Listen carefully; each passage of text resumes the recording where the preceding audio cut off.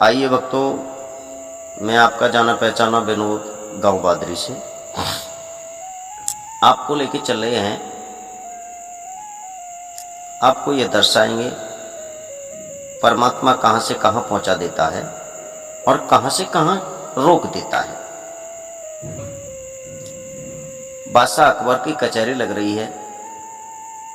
उस कचहरी में एक फकीर साहब आ जाते हैं। जब फकीर साहब आए हैं, फकीर साहब ने बादशाह से जोहार किया। जोहार करने के बाद में उस फकीर को पूछ लिया बादशाह अकबर ने कि आप कहाँ से आए हो। फकीर कहने लगा, महाराज ईश्वर की कृपा है, जहाँ भेज देता है वह चले जाते हैं, जहाँ रोक देता है वहाँ रुक जाते हैं। बादशाह अकबर ने पूछ लिया, ये फकीर साहब, उस ईश्वर की क्या कृपा है? ईश्वर करता क्या है? ईश्वर है कौन? ईश्वर को जाने कैसे? ईश्वर को पहचाने कैसे? फकीर साहब कहने लगे, साहब इस बात का उत्तर अगर चाहिए तो ऐसे तो बताने वाला मैं नहीं हूं। अगर उत्तर आपको चाहिए मेरे इस प्रश्न का तो आपको कुछ करना पड़ेगा। बादशाह अकबर कहने लगे, बताओ क्या करें?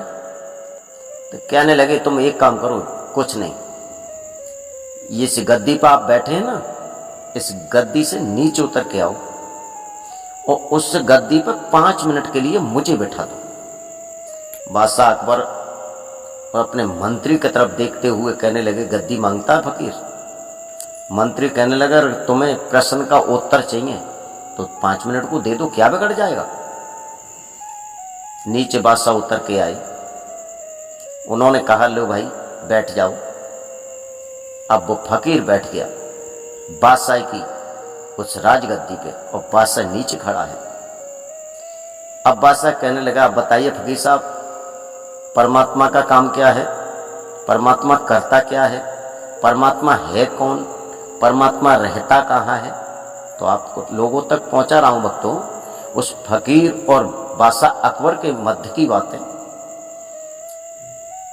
देहाती अनमोल चैनल यूट्यूब के सौजन्य से।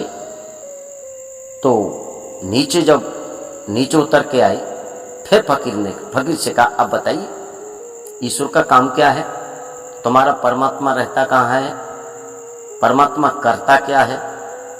फकीर साहब कहने लगे, साहब पूछने का ये प्रक्रिया आपकी बिल्कुल सही तो नहीं है। जो आपके सर पे ताज बन रहा है ना, इस ताज को मेरे सर पर रख दो। अब बीरबल की तरफ अकबर ने देखा और कहा, ये तो ताज और मांगता है। बीरबल साहब कहने लगे, पूछना है तो ताज तो देना पड़ेगा महाराज, और 5 मिनट के लिए दे दो, कोई लिखा पढ़ी थोड़ी ना होगी जो आपकी गद्दी को घेर लेगा। उन्होंने अपना ताज उतारा और फकीर के सर पर रख दिया। फकीर ने बड़े व्यंग में टांग पर टांग रखी और उसकी तरफ देखने लगे, अकबर की तरफ। अकबर कहने लगा, महाराज आप बताइए। तो फकीर कहने लगा, बताने की खैर कोई कमी नहीं है, मैं अभी बता दूंगा, लेकिन पूछने का आपका तरीका सही नहीं है। आपका तरीका सही नहीं है। अगर पूछना है तो जो मैंने एक घुटनों धरती पर टेका, एक हाथ लगाया, एक हाथ मस्तिष्क पर रखा और आपसे कई बार जोहार की थी, इस तरह से आप जोहार करेंगे? मेरे तरफ जोहार करिए, एक घोंटू को धरती पर टेकिए, एक हाथ माथे पर रखिए और मेरे लिए 3 बार जोहार करिए, तब मैं आपको सटीक उत्तर दूंगा। बादशाह ने ऐसा ही किया। एक घुटनों धरती पर टेका, मस्तिष्क पर हाथ रखा और पूछा, महाराज आप बताइए। तब फकीर साहब ने कहा, बताने में अब रह क्या गया है? अरे सब कुछ मैंने बता दिया आपको। बादशाह कहने लगे, बड़े मूर्ख हो, अभी कुछ बताया नहीं, आप कहते हो सब कुछ बता दिया। कुछ नहीं बताया आपने। फकीर कहने लगे, बताने को कुछ नहीं रहा महाराज, मात्र 5 ही मिनट बीती हैं और 5 मिनट पहले मैं फकीर था, आप बादशाह थे, और 5 मिनट के अंतर में मैं बादशाह हूं, आप फकीर हो। परमात्मा का यही काम है, दूसरा काम नहीं है। जिसको चाहे उसको राजा बना दे, जिसको चाहे उसे भिखारी बना दे, परमात्मा का ये काम है। आ गया समझ में? बादशाह कहने लगे सत्य है, ईश्वर का यही काम है। ईश्वर जिसे चाहे उसे स्वर्ग में पहुंचा दे और जिसे नहीं चाहे उसे पाताल में छोड़ दे। क्योंकि किसी ने कहा है मन चीती ना होते है प्रभु चीती तत्काल, और जात कहत बैकुंठ को भेज दे पाताल। तब मेरा आपसे कहना है, मेरी रिकॉर्डिंग आप तक पहुंच रही है, मुझे आप बड़ा सम्मान देते हैं, बड़ा मेरा मनोबल बढ़ाते हैं, और हमारे चैनल को सब्सक्राइब करते रहें, लाइक और शेयर करते रहें। अच्छी अच्छी वीडियो आपके लिए भेजेंगे। धन्यवाद। मैं अपनी वाणी को